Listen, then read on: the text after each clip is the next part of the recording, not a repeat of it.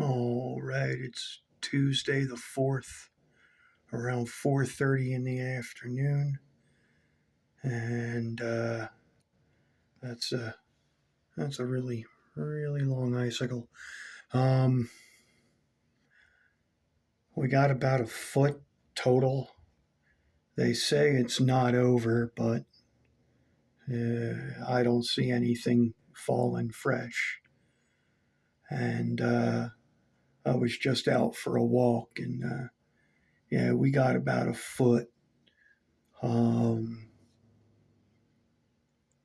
and yeah, nothing falling fresh right now, but the wind is blowing hard, and that's about that.